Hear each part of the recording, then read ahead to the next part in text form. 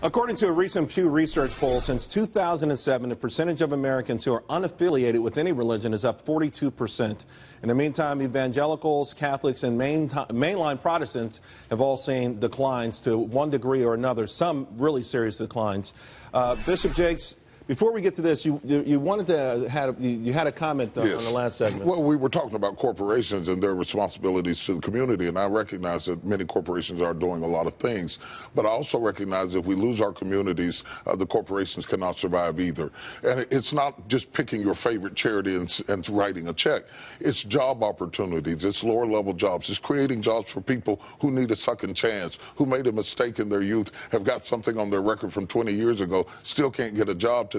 It's mentoring small businesses in underserved communities and giving some manpower and some intellectualism to help these businesses get up on their feet again. And I don't buy the fact that corporations are doing enough. I think we all can do more. And when I made the statement, I made it because if corporations get in there and begin to incentivize change in the inner cities and urban areas, then the politicians do get on board because they have taxes. They always follow the money. I mean, let's face it, right? I want to ask you about what's happening in this country. I could sense it not too long ago, and it really feels like it's gathered momentum, this sort of non-affiliation religion.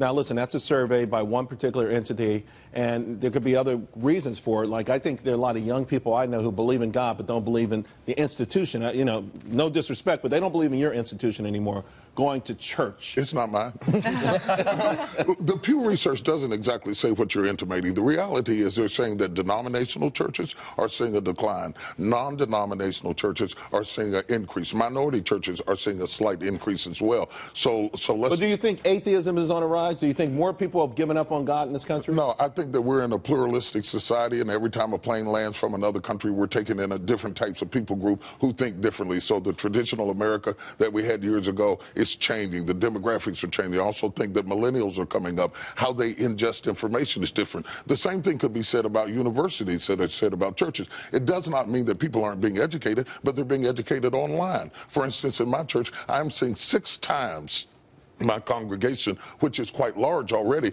I'm seeing 6 times as many people each Sunday who ingest my Sunday morning service online through streaming. 20 years ago, that wasn't even possible. So people are watching on the telephone. They're watching on their iPads. The way we receive our faith, our religious faith, and have it reinforced has changed drastically, and I don't think that the Pew Research reflects that. But at the same time, I think Christianity as a whole feel like they've been demonized. You don't have people necessarily feeling like we feel like we're under attack in a pop culture.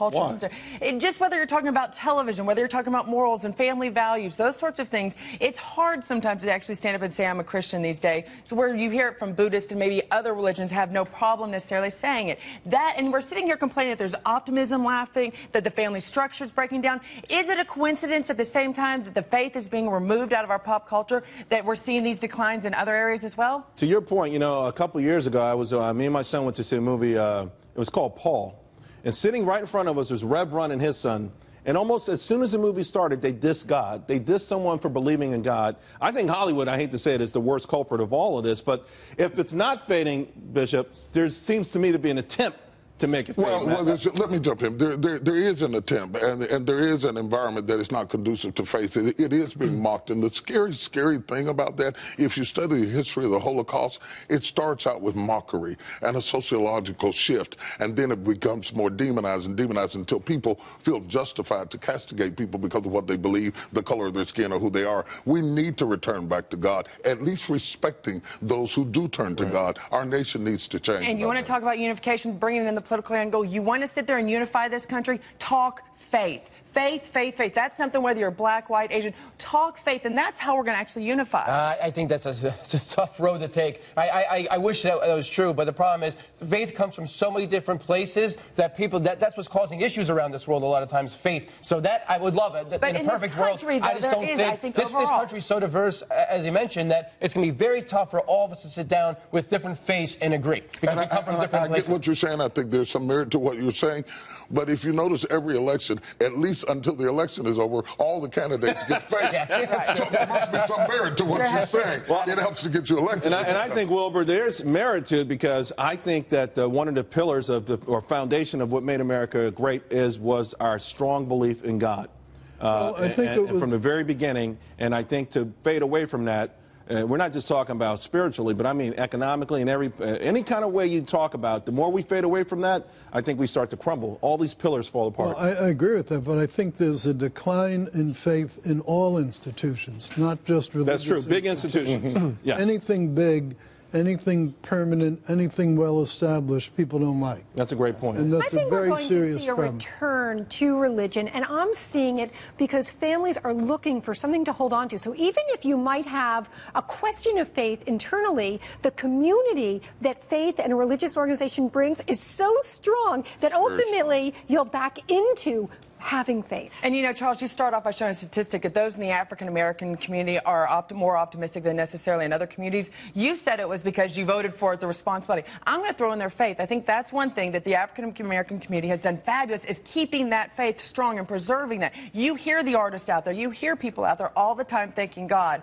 I think that's a wonderful thing that I think if we, like I said, unify underneath that. But, you know, to your point, I totally agree with you, but you must also realize that African-Americans have a tendency to look to the church for different needs than their Caucasian counterparts, because the church was right at the hub of the civil rights movement, because we had more preachers than we've ever had presidents, because Frederick Douglass, Martin Luther King, all down the line, launched from the pulpit.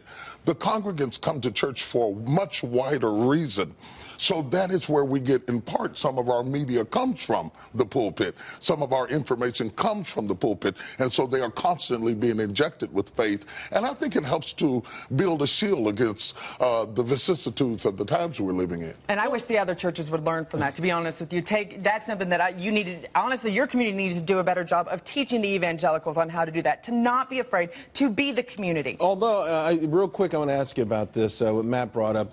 Can we confuse what's happening in the Middle East in the name of Allah with a general rejection or skepticism about belief in God in general? Because I do hear people like Bill Maher say that all the time. Well, the real truth of the matter, all religions have those extremists on all sides and have used their religion as a catapult to do what they just wanted to do for their own agenda. I don't think it's fair to really look at mainline religions and ideologies of faith based on these extremes that hide behind the garments of faith. All right, guys, we're going